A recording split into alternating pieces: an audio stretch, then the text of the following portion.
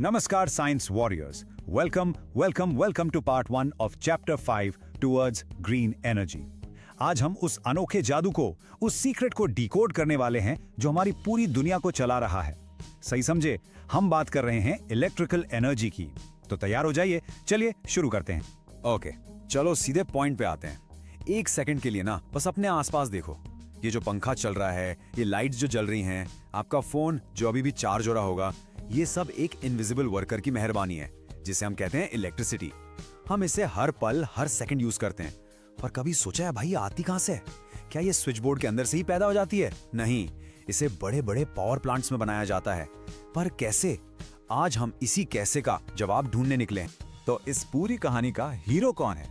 आखिर वो कौन सा सीक्रेट प्रिंसिपल है जिसने लिटरली हमें अंधेरे से उजाले में ला दिया? चलिए मिलते हैं उस महान साइंटिस्ट से जिसने हमें बिजली बनाने का सबसे बड़ा राज बताया।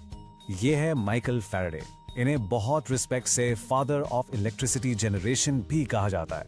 देखो, एक जनरेटर कैसे काम करता है, ये समझने के लिए हमें सबसे पहले फैराडे और उनकी उस डिस्कवरी को समझना होगा जिसने इसकी नींव रखी। उनके बिना शायद आज हमारी दुनिया ऐसी रोशनी होती ही नहीं। ओके, अब बिल्कुल अलर्ट हो जाओ, दिमाग की बत्ती जला लो। स्क्रीन पर है फैराडे का प्रिंसिपल जिसका नाम है इलेक्ट्रोमैग्नेटिक इंडक्शन। पहले हम इसकी टेक्स्ट बुक डेफिनेशन पढ़ेंगे क्योंकि ये एग्जाम्स के लिए बहुत बहुत इंपॉर्टेंट है। Whenever the magnetic field around a conductor changes, a potential difference is generated across the conductor. थोड़ा टेक्निकल लगा है ना? डोंट वरी, अब हम इसे बिल्कुल सिंपल बना देंगे। उस पूरी लंबी चौड़ी डेफिनेशन का जो सार है ना, उसकी आत्मा बस इतनी सी है। इमेजिन करो, आपके पास एक कंडक्टर है जैसे कि एक कॉपर वायर, और आप उसके पास एक मैग्नेट को तेजी से हिलाते हैं, या फिर मैग्नेट को वहीं रखो और वायर को हिलाओ, तो उस वायर के अंदर करंट यानी कि पोटेंशियल डिफरेंस अपने आप पैदा हो जाएगा। That's it. बस इस मंत्रा को याद कर लीजिए। Moving magnet plus wire is equal to electricity. इतना ही सरल है ये कॉन्सेप्ट। ठीक है, ये तो समझ आ गया कि मैग्नेट घुमाने से बिजली बनती है, लेकिन यहाँ एक बहुत बड़ी प्रॉब्लम है। ये जो बड़े बड़े पावर प्लांट्स हैं जो पूरे शहर को बिजली देते हैं, वहां जनरेटर के अंदर लगे हुए विशाल मैग्नेट को कौन घुमाएगा? क्या कोई इंसान दिन रात बैठकर उसे हाथ से घुमाता रहेगा? ऑब्वियसली नहीं। तो इस मुश्किल का सोल्यूशन क्या है? और इस प्रॉब्लम का सोल्यूशन है ये शक्तिशाली जोड़ी, द टरबाइन जनरेटर डुओ। ये दो मशीन्स एक टीम की तरह काम करती हैं और इनका एक ही मकसद है, जनरेटर के मैग्नेट को घुमाना। यही वो सिस्टम है जो आज हमारी पूरी दुनिया को पावर दे रहा है। तो इस जोड़ी में पहले मिलते हैं टरबाइन से। टरबाइन एक ऐसी मशीन है जिसमें एक पहिए पर बहुत सारे ब्लेड्स लगे होते हैं, बिल्कुल एक बड़े से पंखे की तरह। जब इन ब्लेड्स पर किसी लिक्विड या गैस का तेज फ्लो, जैसे बहता हुआ पानी, तेज हवा या हाई प्रेशर स्टीम आकर टकराता है, तो ये ब्लेड्स बहुत तेजी से घूमने लगती हैं। इसका काम है घूमने वाली एनर्जी, जिसे हम कहते हैं रोटेशनल एनर्जी, पैदा करना। चलिए अब सारी कड़ियों को जोड़ते हैं। ये है हमारा इलेक्ट्रिसिटी चेन रिएक्शन। स्टेप 1, एक एनर्जी सोर्स, फॉर एग्जांपल भाप यानी स्टीम, आकर टरबाइन के ब्लेड से जोर से टकराती है। स्टेप 2, इस टक्कर से टरबाइन बहुत हाई स्पीड पर नाचने लगती है, घूमने लगती है। स्टेप 3, ये घूमती हुई टरबाइन एक शाफ्ट से जनरेटर से जुड़ी होती है और अपने साथ साथ जनरेटर के अंदर लगे मैग्नेट को भी घुमाती है। स्टेप 4, और जैसे ही मैग्नेट ने घूमना शुरू किया, फैराडे का प्रिंसिपल काम पर लग जाता है, इलेक्ट्रोमैग्नेटिक इंडक्शन होता है और बिजली पैदा हो जाती है। बस इन 4 स्टेप्स में पूरा प्रोसेस छुपा हुआ है। स्टूडेंट्स, अब स्क्रीन पर जो आने वाला है वो इस पूरे चैप्टर का स्केलेटन है, इसकी नींव है। समझ लो, ये वो मास्टर की है जिससे चैप्टर 5 के सारे पावर प्लांट्स के ताले खुल जाएंगे। इसे बहुत ध्यान से देखना और अपने दिमाग में छाप लेना। ये है वो फ्लो चार्ट, बोर्ड एग्जाम्स का सबसे फेवरेट सवाल। इसे बिल्कुल याद कर लीजिए। एक प्रॉपर एनर्जी सोर्स जिससे टरबाइन चलती है, घूमती हुई टरबाइन से जनरेटर चलता है और जनरेटर से बनती है इलेक्ट्रिकल एनर्जी। आप आगे जितने भी पावर प्लांट्स पढ़ेंगे, चाहे वो थर्मल हो, हाइड्रो इलेक्ट्रिक हो या विंड पावर प्लांट, सब में यही बेसिक स्ट्रक्चर फॉलो होगा। बदलेगा तो सिर्फ एक चीज, सबसे शुरुआत का प्रॉपर एनर्जी सोर्स, बस। तो अब अगला सवाल ये उठता है कि हमारा पहला एनर्जी सोर्स क्या होगा? हम ऐसी कौन सी चीज का इस्तेमाल करने वाले हैं जो इस विशाल टरबाइन को घुमा सके? चलिए पर्दा उठाते हैं। दुनिया में टरबाइन घुमाने का सबसे आम, सबसे ज्यादा यूज होने वाला तरीका है पानी को उबालकर हाई प्रेशर स्टीम यानी भाप बनाना। पर इतने सारे पानी को उबालने के लिए जरूरी हीट कहां से आती है? हम जलाते हैं कोयला यानी कोल। जी हां, हमारा अगला टॉपिक इसी पर है। तो सोचिए, कैसे काले रंग के पत्थर यानी कोयले को जलाने से आपके कमरे में ये ब्राइट लाइट जल पाती है। इस इंटरेस्टिंग सवाल का जवाब आपको मिलेगा हमारे अगले एक्सप्लेनर पार्ट 2 में, जहां हम एक थर्मल पावर प्लांट के अंदर का सफर करेंगे, तो उसे बिल्कुल मिस मत करना। स्टे चा। तो hello future engineers, welcome back. हमारी सीरीज के पार्ट 2 में आप सबका स्वागत है। आपको याद है पिछले पार्ट में हमने इलेक्ट्रिसिटी का गोल्डन रूल सीखा था? बस आज उसी से आगे बढ़ेंगे और बोर्ड एग्जाम्स के लिए एक सुपर इंपॉर्टेंट डायग्राम को समझेंगे, बिल्कुल आसान तरीके से। तो तैयार हो ना? चलो शुरू करते हैं। अच्छा, अब जरा स्क्रीन पर देखो। एक तरफ है आपके घर की चाय की केटल और दूसरी तरफ है इतना बड़ा एक जायंट थर्मल पावर प्लांट। इन दोनों में सोचो आखिर कॉमन क्या हो सकता है? देखो सिंपल है, दोनों ही पानी गर्म करते हैं, दोनों ही स्टीम यानी भाप बनाते हैं। फर्क सिर्फ स्केल का है, बस साइज का है। जहां आपकी केटल सीटी मारती है ना, वहीं पावर प्लांट उसी स्टीम से एक बहुत बड़ा एक जायंट टरबाइन घुमा देता है। प्रिंसिपल देखो बिल्कुल सेम है, बस यहां हम चीजों को एक मैसिव इंडस्ट्रियल लेवल पर कर। तो गोल्डन रूल तो सबको याद है ना? क्या था? टरबाइन घुमाओ, बिजली पाओ। सिंपल।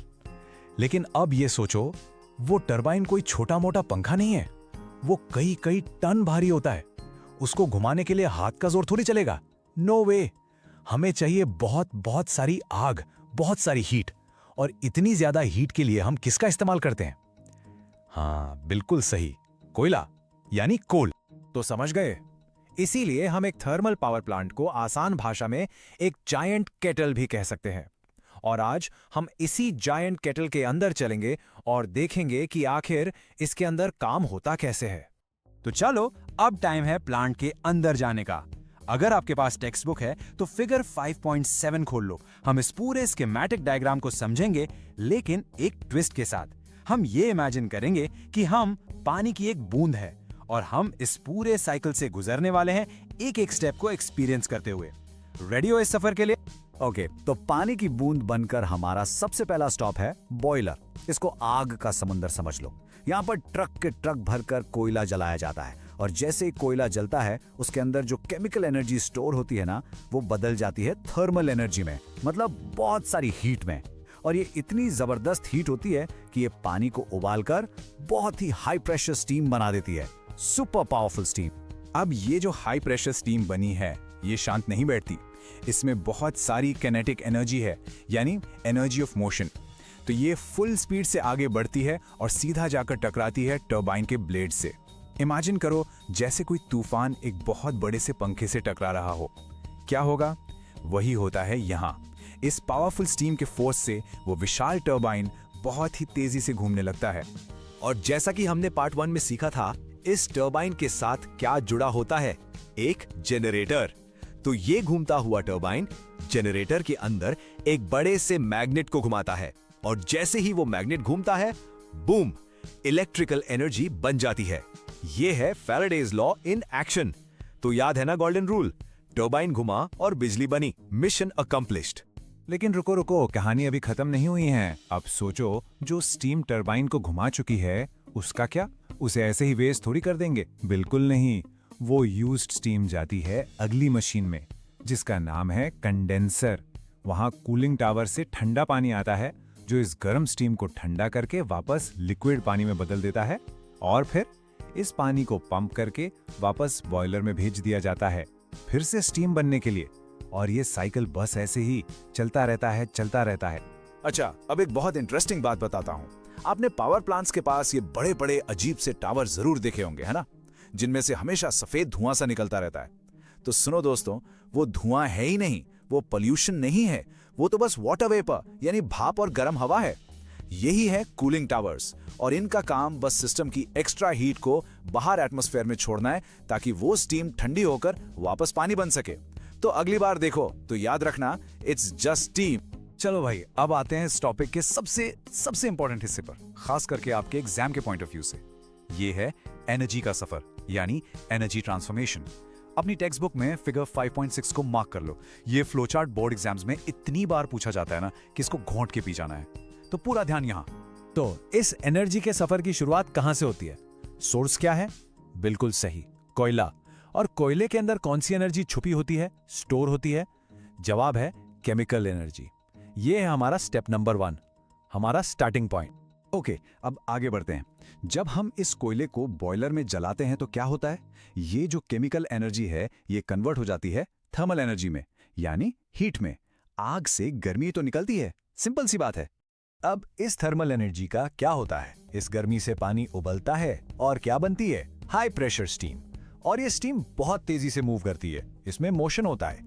इसीलिए अब एनर्जी का फॉर्म बदल गया है, किनेटिक एनर्जी इन स्टीम, यानी ऐसी एनर्जी जो मोशन की वजह से हो। अब यहां ध्यान देना, ये चलती हुई स्टीम जिसमें किनेटिक एनर्जी है जाकर किससे टकराती है?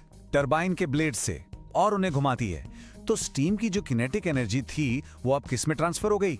टरबाइन में। इसलिए हमारा अगला स्टेप है kinetic energy in turbine. Energy का फॉर्म अभी भी किनेटिक है, बस जगह बदल गई है। और अब आते हैं फाइनल स्टेप पर, द ग्रैंड फिनाले। जब टरबाइन अपनी काइनेटिक एनर्जी से घूमता है तो वो जनरेटर को चलाता है। और जनरेटर का काम क्या है? इस काइनेटिक एनर्जी को बदल देना हमारे फाइनल प्रोडक्ट में, यानी इलेक्ट्रिकल एनर्जी, बिजली। तो ये है पूरा सफर। और याद रखना, एग्जाम में एक भी स्टेप मिस नहीं करना है। फुल मार्क्स चाहिए तो ये पूरा फ्लो लिखना ही पड़ेगा। चलो, इतना सब कुछ पढ़ लिया, अब टेस्ट तो बनता है ना। देखते हैं कितना समझ आया। एक छोटा सा क्विक फायर क्विज राउंड, ताकि ये सारे कॉन्सेप्ट्स तुम्हारे दिमाग में एकदम लॉक हो जाएं। रेडी हो? Let's go. सवाल नंबर 1 बिल्कुल बेसिक। इसे थर्मल पावर प्लांट थर्मल क्यों कहते हैं? सोचो, सोचा, नाम में ही जवाब है। बिल्कुल, क्योंकि इसमें हम थर्मल एनर्जी का इस्तेमाल करते हैं। थर्मल मतलब हीट, तो हीट एनर्जी से इलेक्ट्रिकल एनर्जी बनाते हैं, इसीलिए नाम है थर्मल पावर प्लांट। सिंपल। सवाल नंबर 2, अब ये गलत नहीं होना चाहिए। कोयले के अंदर कौन सी स्पेसिफिक टाइप की एनर्जी स्टोर होती है? अभी हमने फ्लो चार्ट में देखा था। यस, बिल्कुल सही जवाब है केमिकल एनर्जी।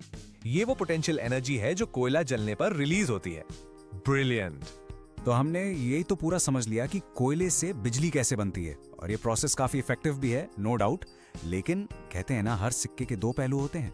अब वक्त आ गया है इस कोयले का दूसरा, थोड़ा अंधेरा पहलू देखने का। तो अब एक बहुत जरूरी सवाल जो हम सबको सोचना चाहिए, क्या ये तरीका, ये जो कोयले को जलाकर हम बिजली बना रहे हैं, क्या ये हमारे एनवायरनमेंट के लिए, हमारी धरती के लिए अच्छा है? क्या ये प्रोसेस इको फ्रेंडली है? इसका जवाब एकदम साफ और सीधा है, नहीं। पर ऐसा क्यों? क्योंकि जब कोयला जलता है तो उससे सिर्फ हीट ही नहीं निकलती, उससे होता है एयर पोल्यूशन। बहुत सारा धुआं, कालिक और कार्बन डाइऑक्साइड जैसी डेंजरस गैसेस हमारे एटमॉस्फेयर में जाती हैं। और एक और बड़ी प्रॉब्लम है, कोयला एक सस्टेनेबल फ्यूल सोर्स नहीं है, मतलब ये हमेशा के लिए नहीं है। एक दिन ये जमीन से खत्म हो जाएगा। अब इन्हीं प्रॉब्लम्स के बारे में और इनके सॉल्यूशंस के बारे में हम डिटेल में बात करेंगे हमारे अगले एक्सप्लेनर यानी पार्ट 3 में। तो उसको मिस मत करना, और हाँ, सब्सक्राइब करना। हेलो मेरी साइंस स्क्वाड, वेलकम बैक। तो पिछले एक्सप्लेनर में हमने थर्मल पावर प्लांट के अंदर झांक कर देखा था, है ना? कोयले का जादू, पानी का कमाल, टरबाइन का चक्कर और झट से हमारे घरों में रोशनी। कितना सिंपल और मैजिकल लगता है, अजीब बात है। लेकिन हर जादू की एक कीमत होती है। एक ऐसी कीमत जो हमें रोजाना दिखती नहीं है। हर बार जब आप अपने कमरे का स्विच ऑन करते हो ना, तो सोचो कहीं दूर एक ऊंची सी चिमनी से काला धुआं निकल रहा है, और वो धुआं सीधा हमारी हवा में जहर घोल रहा है। तो आज इस पार्ट 3 में हम पर्दा उठाने वाले हैं कोयले के इसी काले सच से। हम थर्मल पावर प्लांट से जुड़ी 3 सबसे बड़ी प्रॉब्लम्स डिस्कस करेंगे जो आपके एग्जाम्स के लिए एब्सोल्युटली क्रूशियल हैं। तो चलिए अपने मास्क तैयार कर लीजिए, क्योंकि अब सच में काफी धुआं उड़ने वाला है। ओके, सो सबसे पहले प्रॉब्लम नंबर 1, ये सबसे सीधी, सबसे साफ, साफ तो नहीं पर सबसे डायरेक्ट प्रॉब्लम है, एयर पोल्यूशन। जब हम उस कोयले को जलाते हैं तो वो पुफ गायब नहीं हो जाता, बिल्कुल नहीं, बल्कि वो बदल जाता है कुछ बहुत ही ज्यादा खतरनाक जहरीले गैसेस में। आप जरा स्क्रीन पर देखिए, ये 3 नाम आपके एग्जाम्स के लिए सुपर इम्पोर्टेंट है, तो इन्हें बिल्कुल दिमाग में फिट कर लीजिए। सबसे पहला है कार्बन डाइऑक्साइड यानी CO2, फिर आते हैं सल्फर ऑक्साइड यानी SO2 और नाइट्रोजन ऑक्साइड यानी NO2, और तीसरा है कार्बन मोनोऑक्साइड। ये थोड़ा अलग है, ये तब बनता है जब कोयला अजीब तरह से, मतलब पूरी तरह से नहीं जलता। तो इन सब में सबसे बड़ा विलन कौन है? जी हाँ, कार्बन डाइऑक्साइड। ये CO2 गैस जब ऊपर एटमॉस्फेयर में जाती है ना, तो वहां जाके एक गरम कंबल जैसा काम करती है। सोचो, एक ब्लैंकेट। ये सूरज की गर्मी को धरती पर आने तो देती है, लेकिन उसे वापस स्पेस में जाने से ब्लॉक कर देती है, रोक लेती है। इसका नतीजा, हमारी पृथ्वी, आवर ओन प्लैनेट, हर साल धीरे धीरे पहले से ज्यादा गर्म होती जा रही है। और इसी इफेक्ट को हम कहते हैं ग्लोबल वार्मिंग।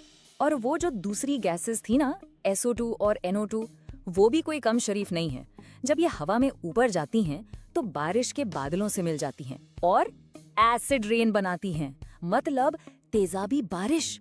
और जब ये बारिश जमीन पर गिरती है ना, तो हमारी फसलों को जला देती है, ताजमहल जैसी खूबसूरत इमारतों को खराब कर देती है और नदियों के पानी को जहरीला बना देती है। सब कुछ तबाह। चलो एक क्विक रिवीजन हो जाए। जल्दी से बताओ, ग्लोबल वार्मिंग के पीछे का मेन विलन, वो गरम कंबल वाली गैस कौन सी है? सोचो सोचो, याद आया? बिल्कुल सही, कार्बन डाइऑक्साइड। एक्सीलेंट। चलिए अब प्रॉब्लम नंबर 2 की तरफ बढ़ते हैं। और ये प्रॉब्लम सिर्फ इनविजिबल गैसेस के बारे में नहीं है। हवा में एक और अनदेखा दुश्मन है जिसे हम कहते हैं द अनसीन चोकर, गला घोटने वाला जो दिखता भी नहीं। इसका साइंटिफिक नाम है सुट। आम भाषा में हम इसे कहते हैं कालिक। सोच के देखो, ये कार्बन के इतने छोटे, इतने ज्यादा माइक्रोस्कोपिक काले कण होते हैं कि इन्हें हम अपनी आंखों से देख भी नहीं सकते। जब कोयला जलता है तो लाखों करोड़ों की तादाद में ये छोटे छोटे पार्टिकल्स चिमनी से निकलकर सीधा हवा में फैल जाते हैं। तो आइए इस स्लाइड पर देखते हैं कि ये हमें नुकसान कैसे पहुंचाते हैं। स्टेप 1, पावर प्लांट से ये पार्टिकल्स हवा में आ गए। सिंपल। स्टेप 2, हम, आप और मैं उसी जहरीली हवा में सांस लेते हैं। स्टेप 3, ये माइक्रोस्कोपिक पार्टिकल्स हमारी सांस के जरिए हमारे लंग्स यानी फेफड़ों के बिल्कुल अंदर जाकर चिपक जाते हैं। और स्टेप 4, ये वहां से निकल ही नहीं पाते और टाइम के साथ अस्थमा जैसी सांस की गंभीर बीमारियों की सबसे बड़ी वजह बनते हैं। और इसीलिए लिटरली ये कहा जाता है कि थर्मल पावर प्लांट्स अपने आसपास रहने वाले लोगों का गला घोट रहे हैं, उन्हें चोक कर रहे हैं। सोचो, उनके जीने के लिए जो सांस जरूरी है, उसी सांस को जहरीला बना रहे हैं। It's truly scary. तो अगर एग्जाम में ये सवाल आए कि थर्मल पावर प्लांट सांस की बीमारियों यानी रेस्पिरेटरी प्रॉब्लम्स का एक बड़ा कारण क्यों है, तो आपका जवाब क्या होगा? बिल्कुल, क्योंकि इससे ना सिर्फ खतरनाक गैसेस निकलती हैं, बल्कि सूट पार्टिकल्स भी, जो सीधे हमारे डेलिकेट रेस्पिरेटरी सिस्टम पर अटैक करते हैं। अब आते हैं हमारी तीसरी और आखिरी प्रॉब्लम पर। ये प्रॉब्लम सीधे हमारी सेहत से नहीं, बल्कि हमारे भविष्य, हमारे फ्यूचर से जुड़ी है। प्रॉब्लम ये है कि कोयला हमेशा के लिए नहीं है। ये एक टिकिंग क्लॉक की तरह है, जिसकी सुई टिक टॉक तेजी से घूम रही है। स्क्रीन पर देखिए, इस नंबर को देखिए, 200। जानते हैं ये क्या है? ये 200 साल हैं। साइंटिस्ट्स का अनुमान है, एक एस्टिमेट है, कि जिस स्पीड से हम आज कोयले को जला रहे हैं, उस हिसाब से धरती के सारे कोल रिजर्व्स अगले 200 सालों में खत्म हो जाएंगे। फिनिश, बस। उसके बाद जीरो। ऐसा इसलिए क्योंकि कोयला एक फॉसिल फ्यूल है जिसे बनने में लाखों साल लगते हैं। हम इसे किसी फैक्ट्री में नहीं बना सकते, इसलिए ये एक non renewable source of energy है। मतलब जो एक बार खत्म हो गया वो फिर कभी वापस नहीं आने वाला। इसके ऑपोजिट है रिन्यूएबल सोर्सेज, जैसे सोलर एनर्जी या विंड एनर्जी, जो नेचर हमें लगातार देती रहती है, इन्फिनिट है। पर कोयला, वो एक दिन खत्म हो ही जाएगा। तो चलिए एक आखिरी सवाल, दिमाग में इस नंबर को डाल लो। बताइए, आज के यूसेज रेट से दुनिया का कोयला और कितने साल तक चलेगा? The number two remember is 200 years। That's it, इससे ज्यादा नहीं। तो अब तक हमने क्या समझा? एकदम सिंपल रखते हैं। कोयला गंदा है, एयर पोल्यूशन करता है, कोयला हमारी सेहत के लिए खतरनाक है, रेस्पिरेटरी प्रॉब्लम्स देता है, और कोयला जल्द ही खत्म होने वाला है। तो ये बिल्कुल साफ है, वी नीड एन ऑल्टरनेटिव। हमें बिजली बनाने के लिए कोई बेहतर रास्ता ढूंढना ही होगा। और ऐसा ही एक विकल्प है न्यूक्लियर पावर। जरा सोचिए, एक ऐसा फ्यूल जिसका सिर्फ एक atom, a single tiny atom, इतनी एनर्जी पैदा कर सकता है जितनी हजारों किलो कोयले को जलाने से भी नहीं मिलती। ना कोई धुआं, ना कोई कालिक, एकदम क्लीन एनर्जी। Amazing, right? लेकिन अगर इसमें जरा सी भी, एक छोटी सी भी गलती हो जाए, तो ये एक पूरे शहर को सदियों के लिए एक भूतिया जगह बना सकता है। तो सबसे बड़ा सवाल अब यही है, क्या गंदी एनर्जी का ऑल्टरनेटिव उससे भी ज्यादा खतरनाक है? इसका जवाब हम ढूंढेंगे अगले एक्सप्लेनर पार्ट 4 में, जब हम दाखिल होंगे न्यूक्लियर पावर प्लांट्स की हाईटेक और हाई रिस्क दुनिया में। तब तक वेलकम बैक फ्यूचर साइंटिस्ट्स। तो पिछले एक्सप्लेनर में हमने क्या देखा? हमने देखा कि कैसे कोयला जलाने से कितना धुआं और पोल्यूशन होता है। लेकिन क्या हुआ अगर मैं आपसे कहूं कि एनर्जी पैदा करने का एक ऐसा तरीका है जिसमें ना तो कुछ जलता है और ना ही कोई धुआं निकलता है? जी हाँ, आज हम एक्सप्लोर करने वाले हैं न्यूक्लियर एनर्जी को। ये है हमारी सीरीज का पार्ट 4, तो चलिए सीधा एटम की अनोखी दुनिया में चलते हैं। ओके, तो इस कॉन्सेप्ट की गहराई में उतरने से पहले ना एक बहुत ही सिंपल सा कंपैरिजन देखते हैं। कहने को सिंपल है, लेकिन इतना पावरफुल है कि शायद आपको विश्वास ही ना हो। तो तैयार हो जाइए, क्योंकि ये आपका दिमाग घुमा देगा। जरा इस स्केल को इमेजिन करके देखो। एक तरफ है लगभग 1 टन, यानी एक पूरी ट्रेन की बोगी जितना भरा हुआ कोयला, ठीक है? और दूसरी तरफ आपके नाखून से भी छोटा एक चिन्नू सा यूरेनियम का पैलेट। क्या आप बिलीव कर सकते हैं कि ये छोटा सा पैलेट उतनी ही बिजली बना सकता है जितना वो पूरा का पूरा कोयले का पहाड़? ये कोई साइंस फिक्शन नहीं है, ये है साइंस फैक्ट। इसी को कहते हैं इनविजिबल जायंट की ताकत। छोटा पैकेट, बड़ा धमाका। तो भाई, ये जादू होता कैसे है? बहुत सिंपल है। यहाँ हम कुछ भी जलाते नहीं हैं, बिल्कुल नहीं। इसका सीधा सा मतलब है ना धुआं ना पोल्यूशन। और क्योंकि कुछ जल ही नहीं रहा तो हमें ऑक्सीजन की भी जरूरत नहीं पड़ती। हम बस यूनिवर्स की सबसे छोटी चीज यानी एक एटम को लेते हैं और उसे तोड़ देते हैं। और इस एटम को तोड़ने के प्रोसेस को कहते हैं न्यूक्लियर फिजन। ये नाम जरूर याद रखिएगा, बहुत इंपॉर्टेंट है। चलिए अब हम पावर प्लांट यानी अपने बिजली घर के अंदर चलते हैं और देखते हैं कि कोल वाले प्लांट और एटम वाले प्लांट में आखिर क्या क्या सेम है और क्या क्या अलग है। और सबसे हैरानी की बात यह है कि दोनों प्लांट्स का मेन गोल बिल्कुल सेम है। एक ही मकसद है, किसी भी तरह पानी को उबालो, उससे स्टीम यानी भाप बनाओ, उस भाप के प्रेशर से एक टरबाइन घुमाओ और जब वो टरबाइन घूमेगा तो जनरेटर से बिजली बनेगी। तो जो बेसिक स्टीम टरबाइन का प्रिंसिपल है वो थर्मल पावर प्लांट से बिल्कुल भी अलग नहीं है। तो फिर फर्क कहाँ है? फर्क है पानी गर्म करने के तरीके में, यानी हीट सोर्स में।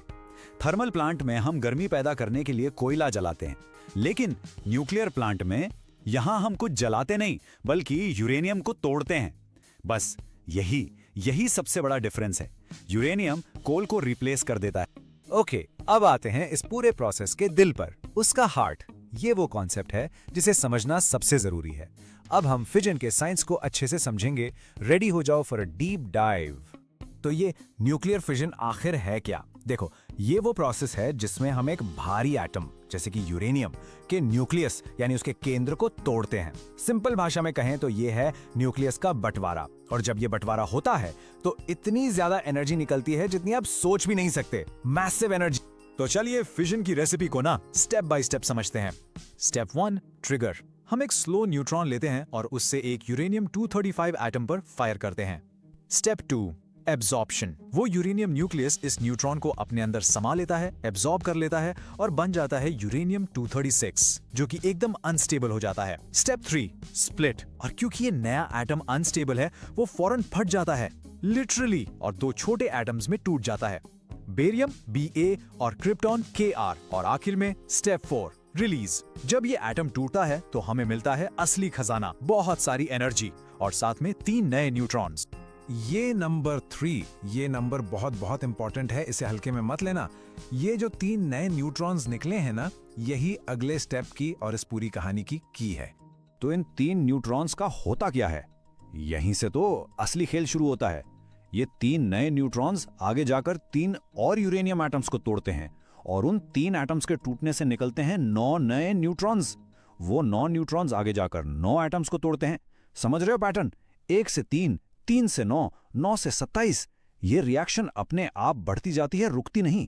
इसी को कहते हैं चेन रिएक्शन। बिल्कुल वैसे ही जैसे एक डोमिनो पूरी लाइन को गिरा देता है।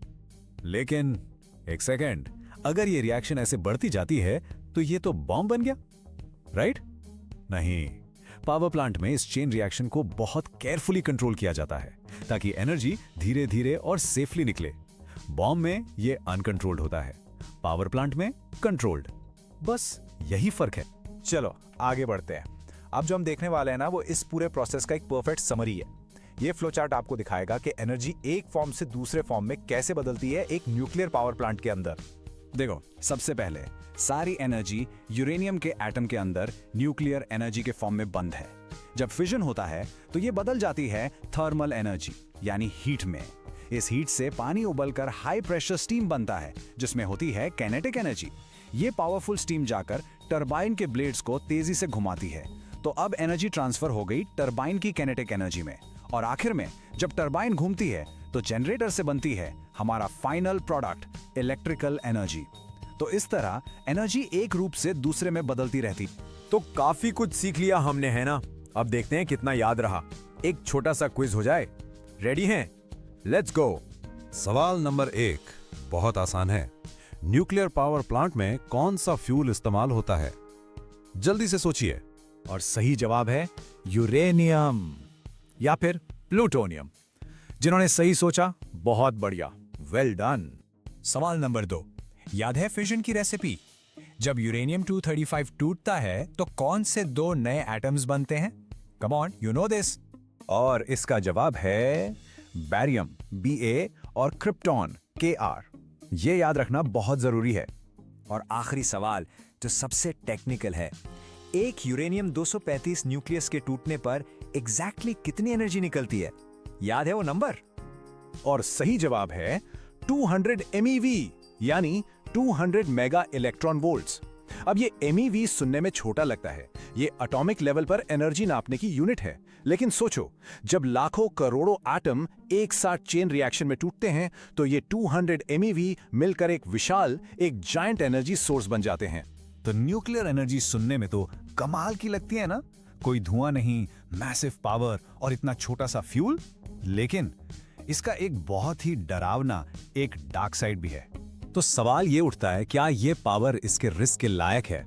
इससे जो कचरा यानी न्यूक्लियर वेस्ट निकलता है वो हजारों साल तक खतरनाक रहता है, और अगर कोई एक्सीडेंट हो जाए तो चेरनोबिल जैसी तबाही मच सकती है। हमारे अगले एक्सप्लेनर यानी पार्ट 5 में हम बात करेंगे प्रॉब्लम्स विद न्यूक्लियर एनर्जी की। आखिर लोग इससे इतना डरते क्यों हैं? पार्ट 5 में जरूर जुड़िएगा। तब तक स्टे स्टेबल। नमस्ते बच्चों, और इस सीरीज के पार्ट 5 में आप सबका बहुत बहुत स्वागत है। अच्छा, याद है पिछले पार्ट में हमने एटम के अंदर छिपी हुई उस जबरदस्त पावर की बात की थी। कैसे एक छोटा सा यूरेनियम एटम जब टूटता है तो इतनी एनर्जी निकालता है कि पूरे के पूरे शहर रोशन हो जाएं। सुनने में तो ये एकदम परफेक्ट सोल्यूशन लगता है ना? लेकिन जैसा कहते हैं हर सिक्के के 2 पहलू होते हैं, तो आज हम न्यूक्लियर एनर्जी के उस दूसरे थोड़े से खतरनाक पहलू को समझेंगे। देखो, न्यूक्लियर एनर्जी ना एकदम एक 2-धारी तलवार जैसी है। एक तरफ ये हमसे एक बहुत बड़ा प्रॉमिस करती है क्लीन एनर्जी का, ऐसी एनर्जी जिससे ना कोई धुआं निकलता है, ना हवा गंदी होती है, बिल्कुल साफ। पर इसकी जो दूसरी धार है ना, वो बहुत बहुत ज्यादा खतरनाक है, क्योंकि इसके पीछे छुपे हैं कुछ ऐसे हिडन डेंजर्स जो इसे एक बहुत बड़ा रिस्क बना देते हैं। तो आखिर क्या है ये प्रॉमिस और क्या है ये पेरिल? चलो इसको आगे समझते हैं। तो एक सिंपल सा सवाल दिमाग में आता है ना, कि भाई अगर न्यूक्लियर एनर्जी इतनी ही कमाल की चीज है तो हम इससे इतना डरते क्यों हैं? हर शहर में एक न्यूक्लियर पावर प्लांट खड़ा कर दो, प्रॉब्लम सॉल्व। पर ऐसा करते क्यों नहीं है? इसका जवाब सिर्फ 2 शब्दों में है। सिंपल से शब्द है पर बहुत सीरियस है। पहला रेडिएशन और दूसरा वेस्ट। आज हम इन्हीं 2 प्रॉब्लम्स की पूरी गहराई में जाएंगे। पर इन डेंजर्स की बात करने से पहले चलो पहले गुड न्यूज सुन लेते हैं। आखिर इतना बड़ा आइडिया है तो इसमें कुछ तो अच्छा होगा, राइट? और वो अच्छाई है इसका सबसे बड़ा फायदा, द क्लीन एयर एडवांटेज। अच्छा, इसको आसान भाषा में समझते हैं। सोचो एक थर्मल पावर प्लांट जहाँ कोयला जल रहा है। क्या दिखता है? बड़ी बड़ी चिमनियों से निकलता काला धुआं, हवा में पोल्यूशन। अब इसके आगे रखो एक न्यूक्लियर प्लांट को। यहाँ तो भाई कोयला यूज ही नहीं होता, और जब कुछ जल ही नहीं रहा तो धुआं कैसा? एयर पोल्यूशन का तो सवाल ही पैदा नहीं होता। और सबसे इम्पोर्टेंट, वो कार्बन डाइऑक्साइड गैस भी नहीं निकलती जो ग्लोबल वार्मिंग की सबसे बड़ी वजह है। मतलब प्लांट से डायरेक्ट हवा में 0 पोल्यूशन, बिल्कुल साफ। और देखो, ये इतना इम्पोर्टेंट पॉइंट है ना कि आपकी टेक्स्ट बुक भी इसको साफ साफ लिखती हैं कि न्यूक्लियर पावर प्लांट कोयले जैसे फॉसिल फ्यूल्स का इस्तेमाल नहीं करता, इसलिए एयर पोल्यूशन जैसी प्रॉब्लम्स आती ही नहीं है। इसीलिए इसे 0 एमिशन एनर्जी भी कहते हैं, 0। अब आप सोच रहे होंगे, वाओ ये तो परफेक्ट है, लेकिन कहानी यहाँ खत्म नहीं होती। इस पूरी साफ सुथरी पिक्चर के पीछे ना एक बहुत बहुत बड़ा बट है, और यहीं से इसकी असली और थोड़ी डरावनी कहानी शुरू होती है। और वो ट्विस्ट क्या है? वो है रेडियो एक्टिविटी। इसके साथ जुड़ी हैं 2 ऐसी मेजर प्रॉब्लम्स, 2 बड़े खतरे जो इसके सारे फायदों पर भारी पड़ सकते हैं। चलो एक एक करके इन दोनों डेंजर्स को समझते हैं। अच्छा, सोचो हमने यूरेनियम फ्यूल यूज कर लिया उसे बिजली बना ली। अब जो बच गया, जो कचरा है, उसका क्या करें? पर ये आपके घर का कचरा नहीं है, बिल्कुल नहीं। ये जो फिजन के बाद लेफ्ट ओवर प्रोडक्ट है ना, इसे ही कहते हैं न्यूक्लियर वेस्ट। और इसकी प्रॉब्लम पता है क्या है? ये वेस्ट हजारों नहीं लाखों सालों तक कंटिन्यूअसली हार्मफुल रेडिएशंस निकालता रहता है। इसको आप ऐसे ही डस्टबिन में डालकर भूल नहीं सकते, नो वे। तो फिर सवाल वही है, इसको डिस्पोज कैसे करें, कहाँ फेंकें? और यही चीज, जैसा कि आपकी टेक्स्ट बुक कहती है, आज साइंटिस्ट के सामने सबसे बड़ा चैलेंज है। जरा इमेजिन करो, अगर ये वेस्ट थोड़ा सा भी जमीन में या पानी में लीक हो गया तो क्या होगा? हमारी आने वाली न जाने कितनी जनरेशंस के लिए पूरा एनवायरनमेंट पॉइजनस हो जाएगा। ओके, ये तो था वेस्ट का प्रॉब्लम। अब आते हैं प्रॉब्लम नंबर 2 पर, फेटल एक्सीडेंट का रिस्क। देखो, किसी नॉर्मल फैक्ट्री में एक्सीडेंट होगा, आग लगेगी, कुछ नुकसान होगा, ठीक है। पर न्यूक्लियर प्लांट में अगर एक्सीडेंट हो गया ना, मतलब जो चेन रिएक्शन है वो आउट ऑफ कंट्रोल हो गई, जिसे मेल्ट डाउन कहते हैं, तो वो आम एक्सीडेंट नहीं होता, वो फेटल होता है, जानलेवा। क्यों?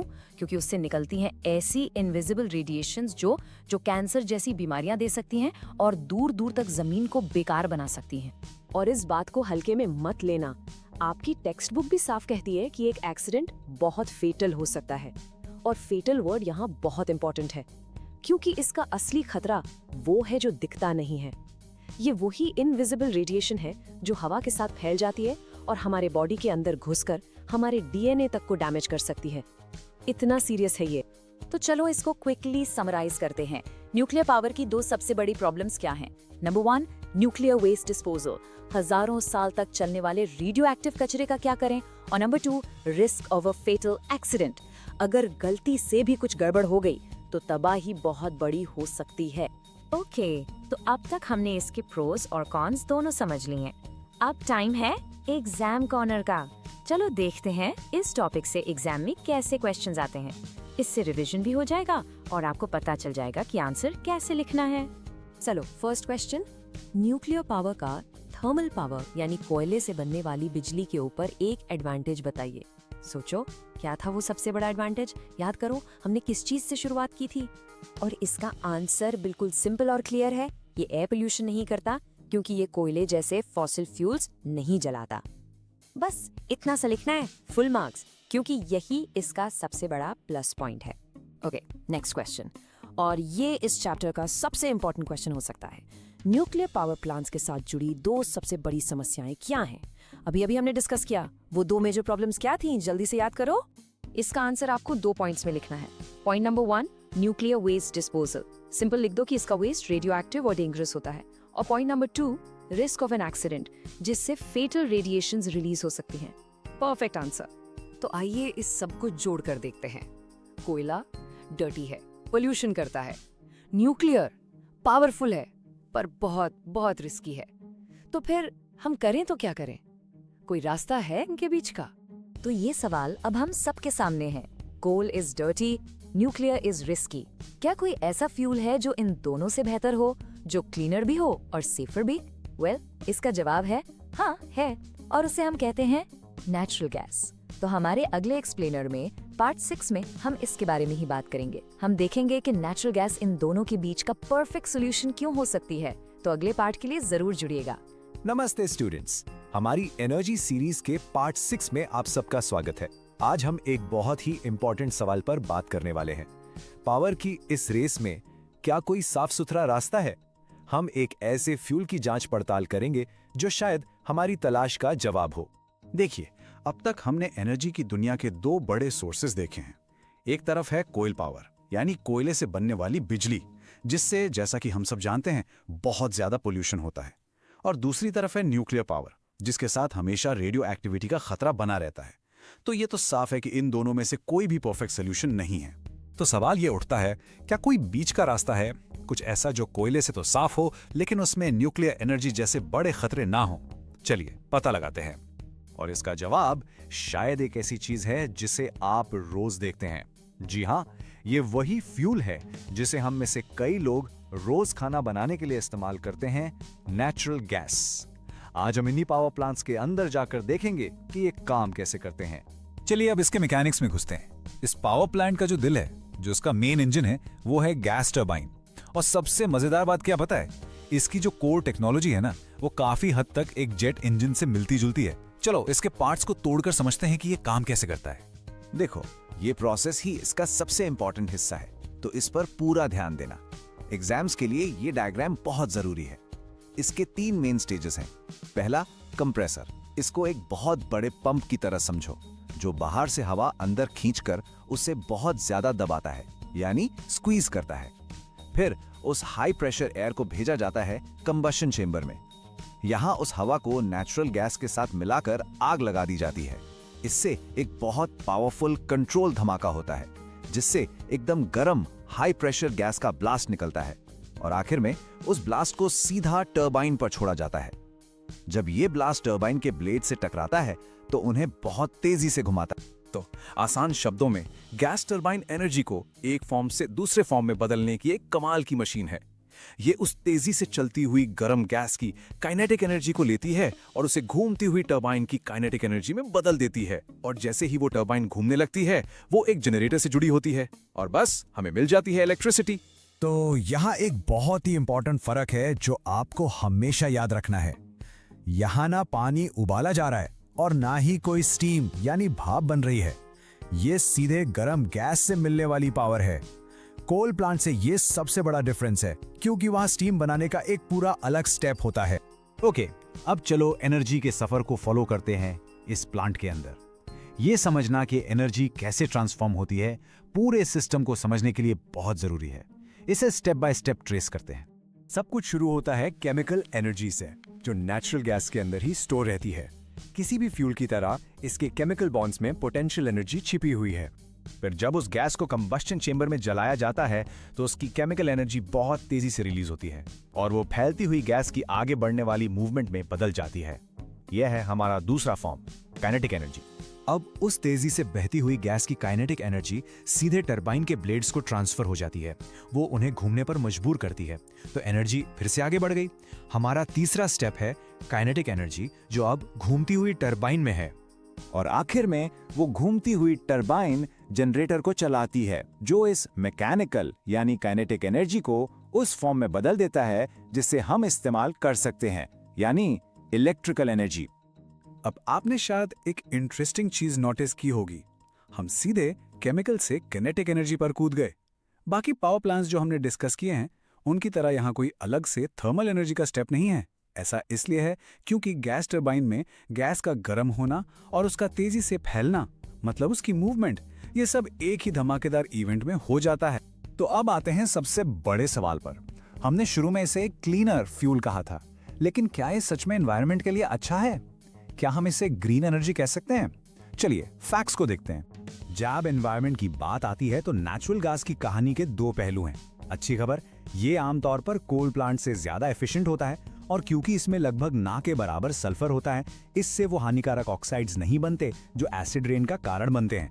लेकिन बुरी खबर ये है, ये अभी भी एक फॉसिल फ्यूल है और इसे जलाने से कार्बन डाइऑक्साइड यानी CO2 रिलीज होती है, जो ग्लोबल वार्मिंग की सबसे बड़ी वजह है।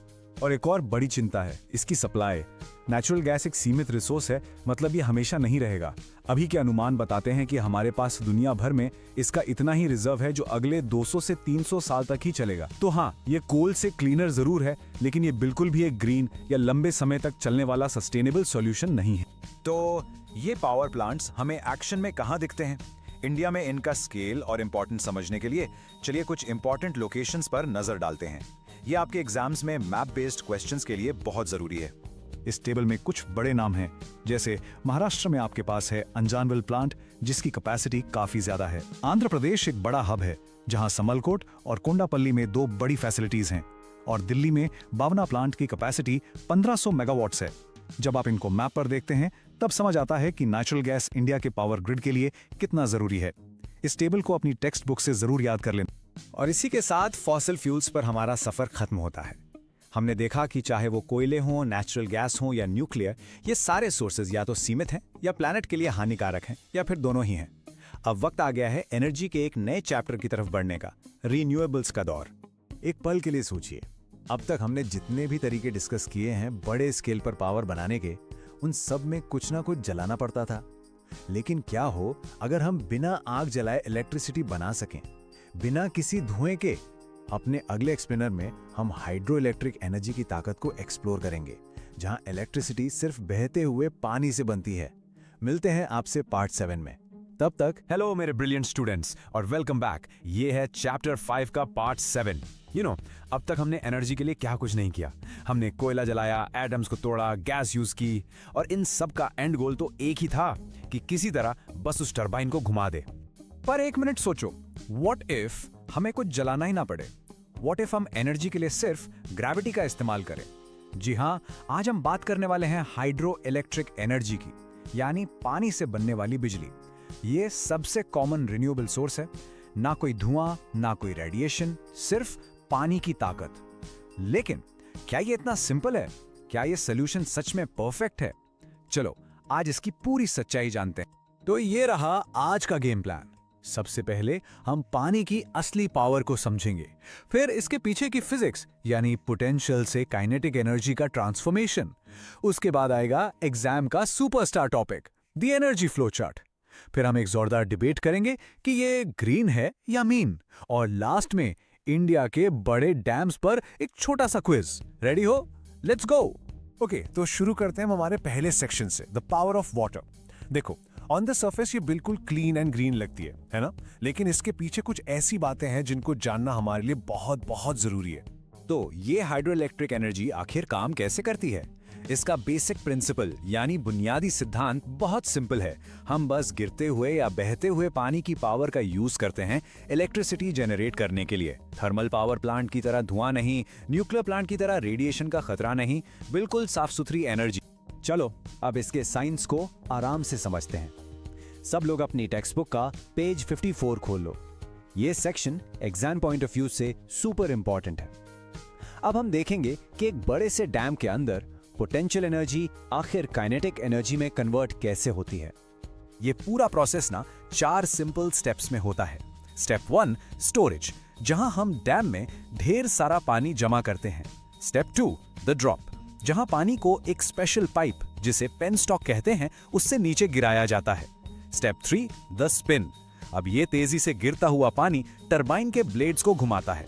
और फाइनली स्टेप 4 द स्पार्क, जैसे ही टरबाइन घूमता है जनरेटर ऑन हो जाता है और बूम, बिजली बन गई।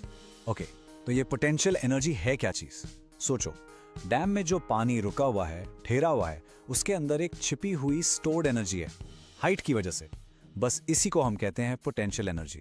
और एक सिंपल सा रूल है, पानी का लेवल जितना ऊंचा होगा ना, उसकी पोटेंशियल एनर्जी उतनी ही ज्यादा होगी।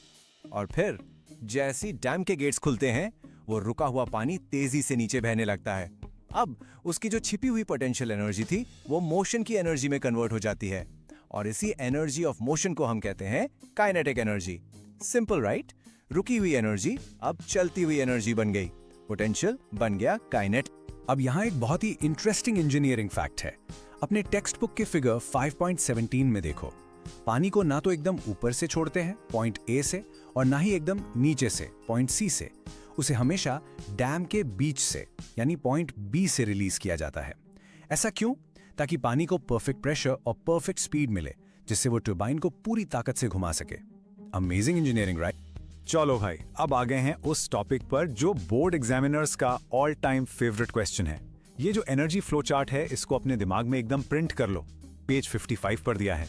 ये सीक्वेंस आपको पूरे मार्क्स दिलाएगा। लेट्स सी कि एनर्जी कैसे कैसे अपना रूप बदलती है। तो इसका सीक्वेंस ध्यान से देखो। स्टेप 1 रुके हुए पानी में है पोटेंशियल एनर्जी।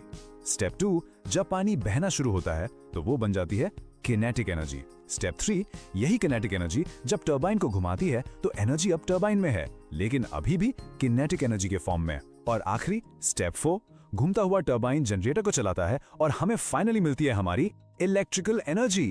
तो इस पूरी कहानी का मॉरल क्या है? आपने नोटिस किया इस पूरे प्रोसेस में कहीं भी थर्मल एनर्जी का जिक्र आया नहीं, क्योंकि यहां हम कुछ जला ही नहीं रहे। ये एक प्योरली मैकेनिकल प्रोसेस है जहां सिर्फ मोशन से, गति से बिजली बन रही है। थर्मल पावर प्लांट से यही इसका सबसे बड़ा डिफरेंस है। एग्जाम में ये पॉइंट लिख दिया ना तो फुल मार्क्स पक्के। तो अब तक तो सब कुछ बहुत अच्छा लग रहा है ना? बिल्कुल क्लीन एनर्जी, कोई पोल्यूशन नहीं, सब आसान।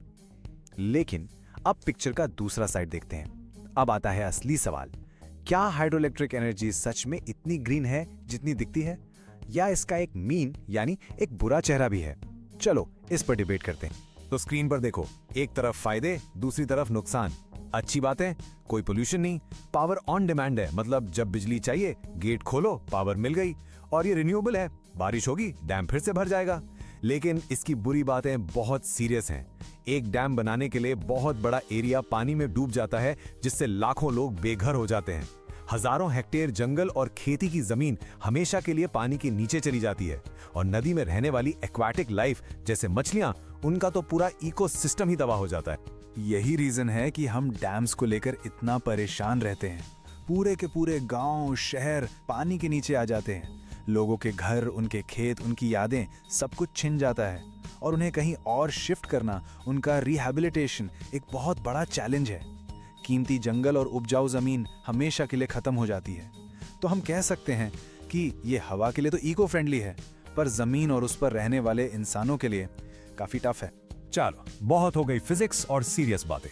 अब थोड़ा मूड हल्का करते हैं और आपकी जनरल नॉलेज को टेस्ट करते हैं। लेट्स सी कि आप इंडिया के बड़े बड़े डैम्स के बारे में कितना जानते हैं। Ready for a quick fire quiz? Alright, first question. ये बहुत ही फेमस डैम है, कोयना डैम। इंडिया के कौन से स्टेट में है? सोचो सोचो। And the correct answer is Maharashtra. बिल्कुल सही। ये इंडिया के सबसे इंपॉर्टेंट हाइड्रो इलेक्ट्रिक प्रोजेक्ट्स में से एक है। और इसकी पावर कैपेसिटी पता है कितनी है? वॉपिंग 1960 मेगावाट्स। इस नंबर से आप अंदाजा लगा सकते हैं कि एक अकेला डैम कितनी ज्यादा इलेक्ट्रिसिटी जनरेट कर सकता है। Okay, next question. उत्तराखंड में कौन सा मेजर डैम है? एक हिंट देता हूं, ये इंडिया का सबसे ऊंचा, द टॉलेस्ट डैम भी है। Any guesses? दैट्स राइट, सही जवाब है टेहरी डैम। और इसकी कैपेसिटी तो कोयना से भी ज्यादा है, a massive 2400 megawatts. Just imagine, एकदम से इतनी पावर। ओके, ये है आज का फाइनल क्वेश्चन और ये आपका कॉन्सेप्ट चेक करेगा, तो ध्यान से सुनना। ट्रू और फॉल्स?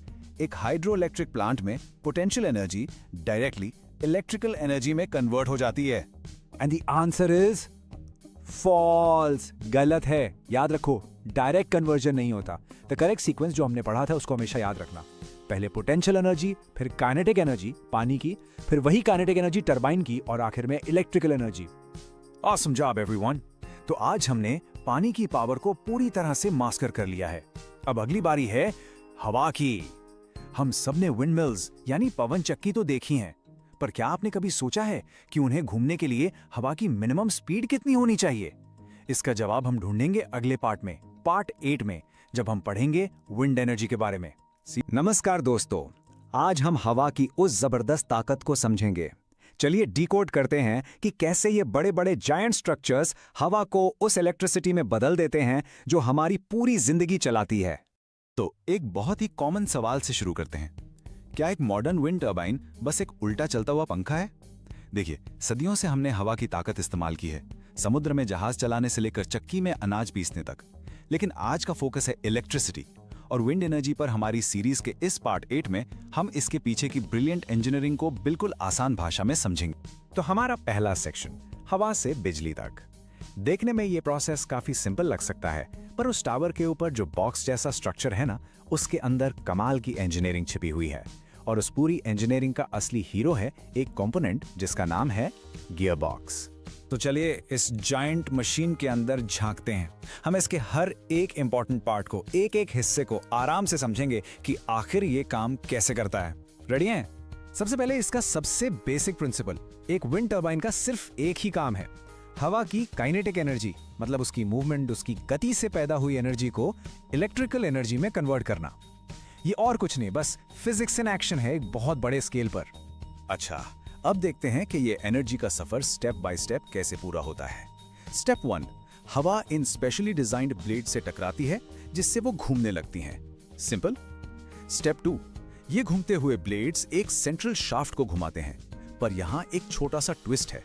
ये बड़े बड़े ब्लेड्स बहुत धीरे घूमते हैं, लगभग 15 से 20 रोटेशंस पर मिनट यानी आरपीएम पर। इतनी धीमी स्पीड से बिजली नहीं बन सकती, और यहीं पर आता है इसका secret weapon. Step 3, the gear box. ये एक मैकेनिकल जादू है, बिल्कुल आपकी साइकिल के गियर्स की तरह। ये ब्लेड्स के स्लो रोटेशन को लेता है और उसकी स्पीड को हजारों गुना बढ़ा लेता है। ये उस 15 आरपीएम को 1500 आरपीएम तक पहुंचा देता है।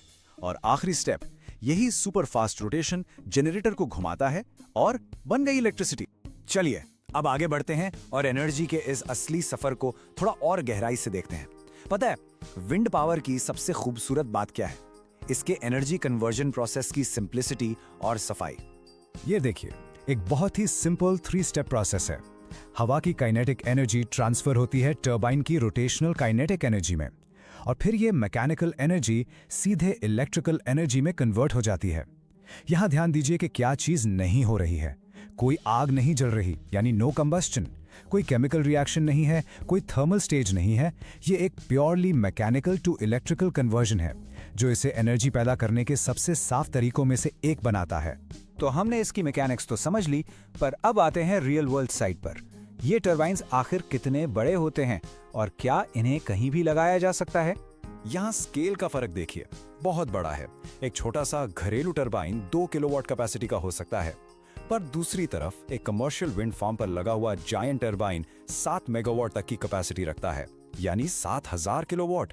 आपको अंदाजा देने के लिए एक अकेला बड़ा टरबाइन 1500 से ज्यादा घरों को आराम से बिजली दे सकता है। तो अगर ये इतने पावरफुल हैं, तो हर जगह क्यों नहीं दिखते? आपके पड़ोस में, आपके शहर के बीच में एक टरबाइन क्यों नहीं है?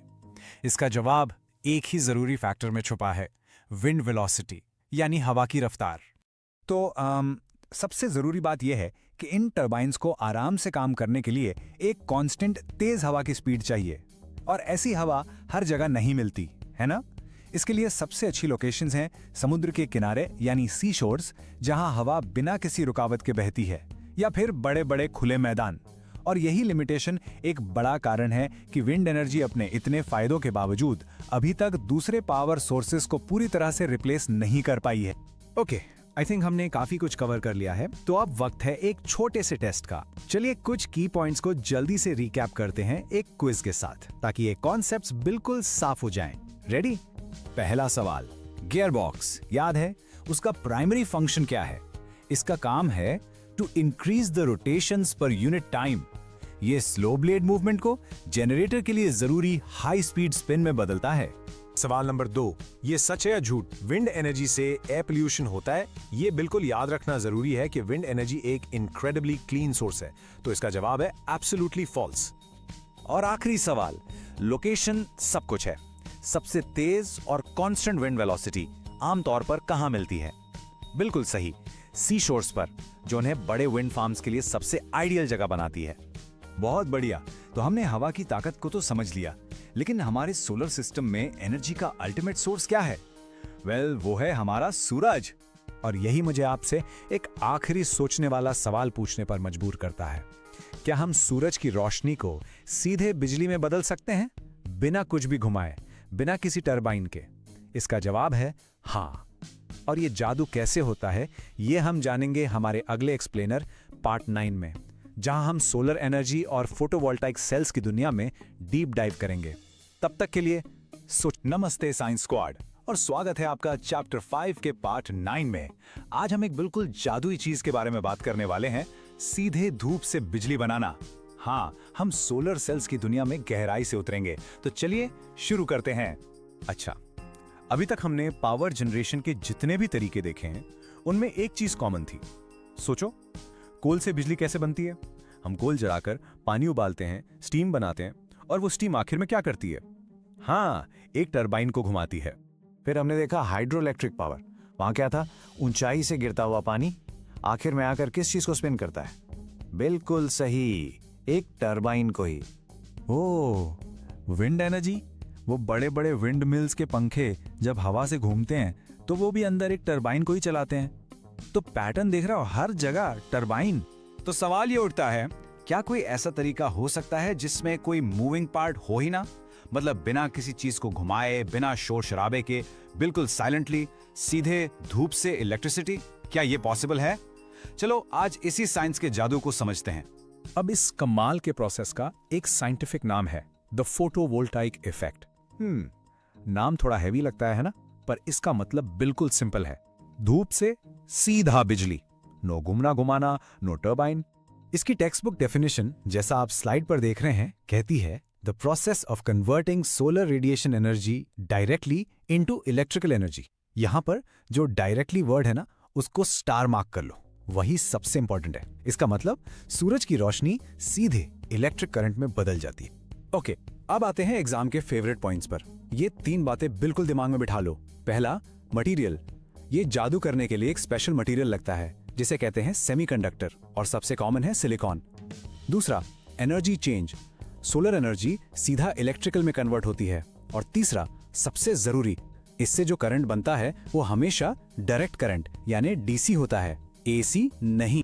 चलिए, थियरी तो हो गई, अब थोड़ा हिसाब किताब करते हैं। देखते हैं कि एक अकेला छोटा सा सोलर सेल आखिर कितनी पावर पैदा करता है। यहां ध्यान देना क्योंकि नंबर्स में ही अक्सर कंफ्यूजन होता है।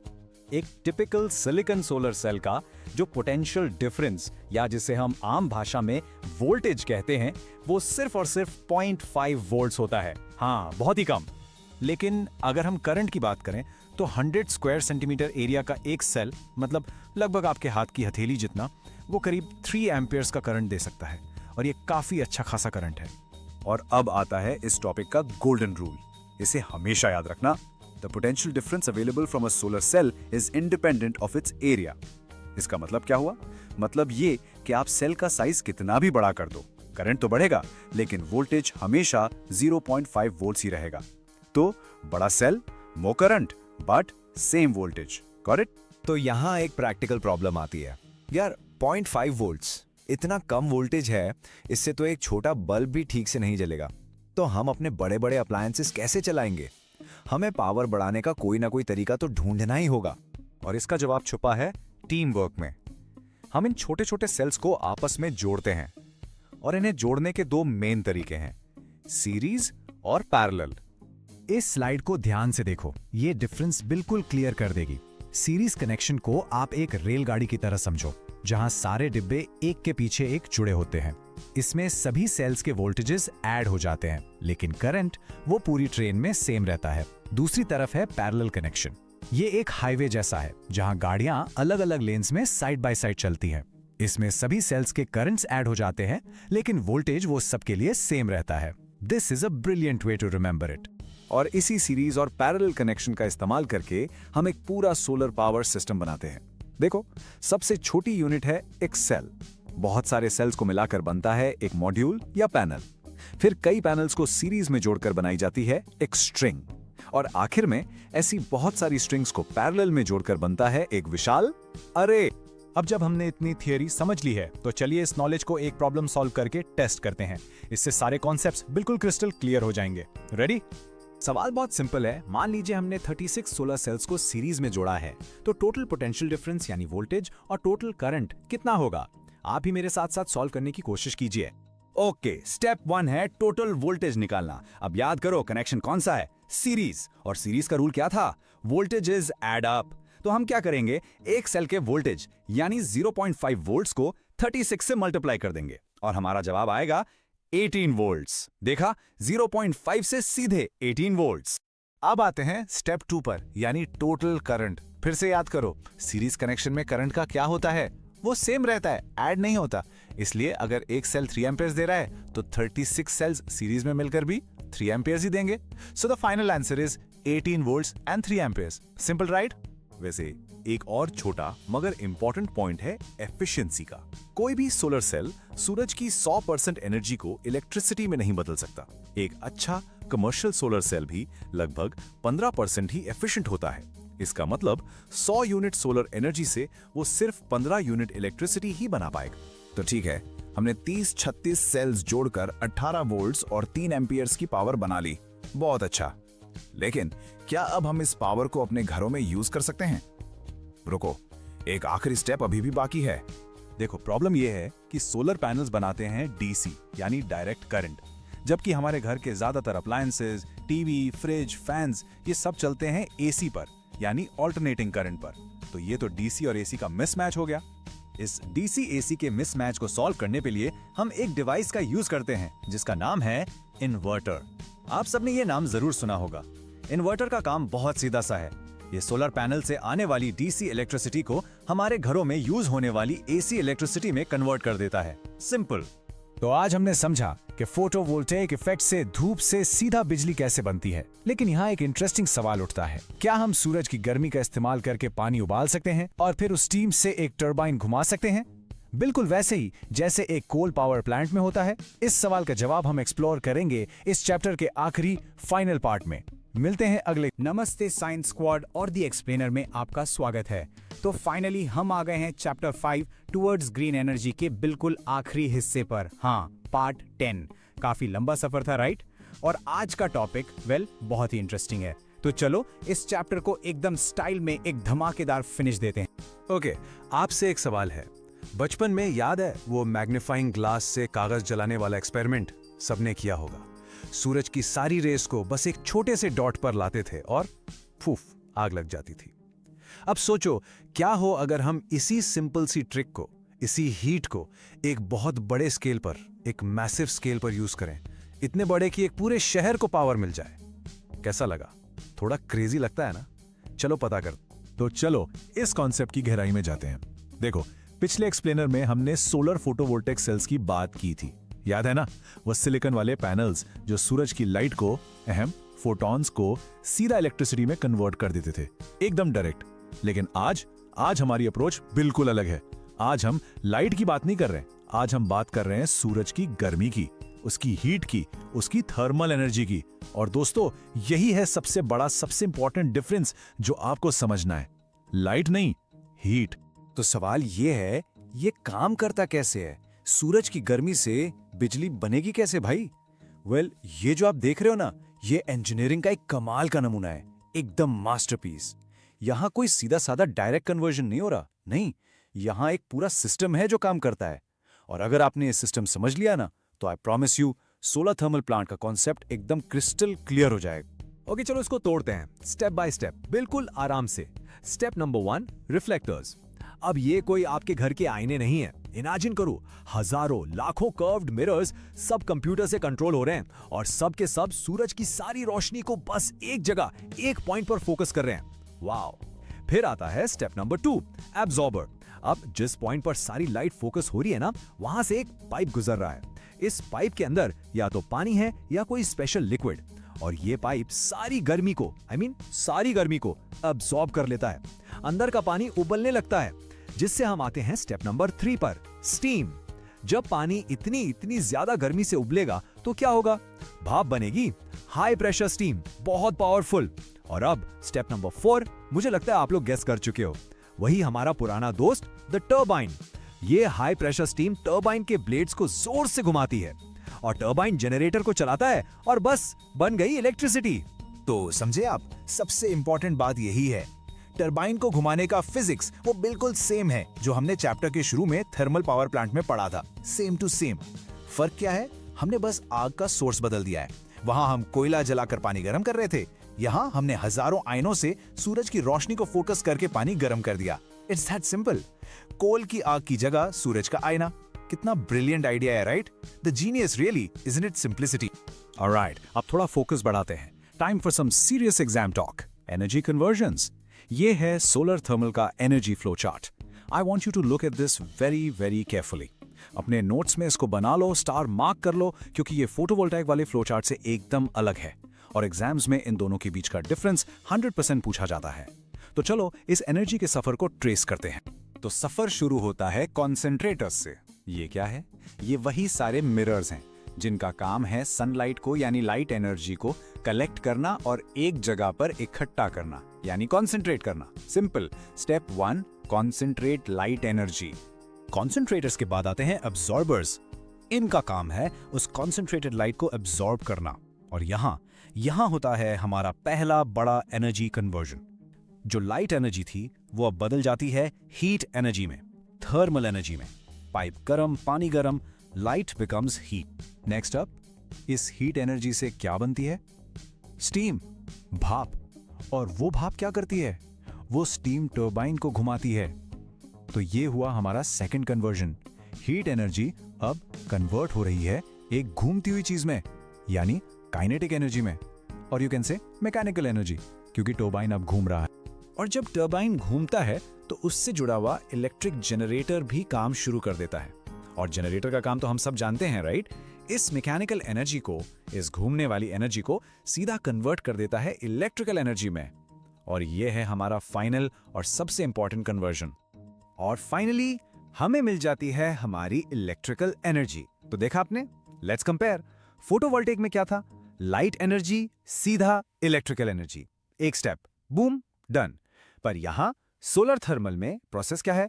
लाइट एनर्जी से बनी हीट एनर्जी, उससे बनी मैकेनिकल एनर्जी और फिर जाके बनी इलेक्ट्रिकल एनर्जी। ये एक लंबा मल्टी स्टेप प्रोसेस है, लेकिन बड़े बड़े पावर प्लांट्स के लिए ये बहुत इफेक्टिव है। And with that solar thermal power का कॉन्सेप्ट होता है कंप्लीट। आई रियली होप अब ये आपके दिमाग में एकदम फिट हो गया होगा। तो सिंस हमने इस चैप्टर के सारे टॉपिक्स कवर कर लिए हैं, क्यों ना एक सुपर फास्ट रिकैप किया जाए पूरे चैप्टर का, ताकि आप लोग एग्जाम्स के लिए बिल्कुल 100% रेडी हो जाओ। रेडी हो? Let's do this. Okay, recap time. शुरुआत की थी हमने थर्मल पावर से। सिंपल, कोयला जलाओ, स्टीम बनाओ, टरबाइन घुमाओ। प्रॉब्लम? भारी एयर पोल्यूशन। नेक्स्ट हम गए न्यूक्लियर पावर पर। यूरेनियम का फिजन, जोरदार हीट, स्टीम, टरबाइन। प्रॉब्लम? वो रेडियो एक्टिव वेस्ट जो हजारों साल तक खतरनाक रहता है। उसके बाद नेचुरल गैस पावर प्लांट्स। ये भी फॉसिल फ्यूल है, पर कोयले से बेहतर, थोड़ा साफ। इसमें स्टीम नहीं, सीधा गैस ही टरबाइन घुमा देती है। फिर हम आए असली ग्रीन एनर्जी पर, हाइड्रो पावर। डैम में पानी स्टोर करो, उसकी पोटेंशियल एनर्जी से टरबाइन घुमाओ, एकदम क्लीन। पर बड़े बड़े डैम्स बनाने पड़ते हैं। Next was wind power. हवा की काइनेटिक एनर्जी सीधा विंड टर्बाइन को घुमाती है। सिंपल, लेकिन इसके लिए एक अच्छी खासी हवा की स्पीड चाहिए। और आखिर में आ गया हमारा मेन हीरो, सोलर पावर। और इसके दो टाइप्स हैं, याद है ना? एक फोटोवोल्टेइक जो लाइट से डायरेक्ट डीसी करंट बनाता है, और दूसरा थर्मल जो हमने आज सीखा, लाइट की हीट से स्टीम बनाकर टर्बाइन चलाता है। Alright, recap done. अब टाइम है इस चैप्टर के फाइनल बॉस का, सबसे इंपॉर्टेंट सवाल, जिसके एग्जाम में आने के चांसेस बहुत हाई हैं। Solar thermal versus solar photovoltaic, दोनों में क्या डिफरेंस है? इस स्लाइड का आप अपने दिमाग में एक स्क्रीनशॉट ले लो। This is absolutely crucial. Okay, let's break this down. Left side पे देखो, सोलर फोटोवोल्टेइक। इसका फंडा क्या है? ये सनलाइट को directly, I am repeating, directly electrical energy में कन्वर्ट करता है। No turbine, no steam, no moving parts, simple and direct. अब राइट साइड पे देखो, सोलर थर्मल। ये पहले सनलाइट को हीट एनर्जी में कन्वर्ट करता है और फिर उस हीट से टरबाइन चलाकर इलेक्ट्रिसिटी बनाता है। तो यहां टरबाइन भी है, जनरेटर भी है, पूरा मैकेनिकल सिस्टम है। ये डिफरेंस प्लीज अच्छे से याद कर लें। तो आखिर में इस पूरे चैप्टर का पॉइंट क्या था? इसका असली गोल क्या था? सिंपल सा है, फॉसिल फ्यूल्स जैसे पोल्यूशन करने वाले सोर्सेस से हटकर आगे बढ़ना, एक साफ, सस्टेनेबल ग्रीन एनर्जी वाले फ्यूचर की तरफ। और हमने देखा इसके लिए कितने अलग अलग रास्ते हैं, सबके अपने प्रोज एंड कॉन्स हैं, पर एक बात तो पक्की है, द फ्यूचर इज ग्रीन, और उस फ्यूचर को आप जैसे लोग ही बनाओगे। तो ठीक है, इस चैप्टर में हमने मशीन्स, पावर और एनर्जी जनरेशन को तो मास्टर कर लिया, लेकिन एक मिनट रुको। उस दुनिया का क्या जो हमारे आसपास लाखों करोड़ों जीव जंतुओं से भरी पड़ी है? कुछ पानी में रहते हैं, कुछ हवा में उड़ते हैं, कुछ के पास बैकबोन है, कुछ के पास नहीं। ये एक बिल्कुल अलग ही यूनिवर्स है, राइट? और बस यहीं से शुरू होगा हमारा अगला सफर। हम फिजिक्स की दुनिया से निकलकर डाइव लगाने वाले हैं सीधा बायोलॉजी के समुंदर में। नेक्स्ट टाइम हम शुरू करेंगे चैप्टर 6 एनिमल क्लासिफिकेशन। तो तैयार हो जाओ एनिमल किंगडम की एक अमेजिंग जर्नी के लिए। मेक श्योर यू सब्सक्राइब ताकि आप ये जर्नी मिस ना कर दो। मिलते हैं अगली बार, तब तक स्टे क्यूरियस एंड स्टे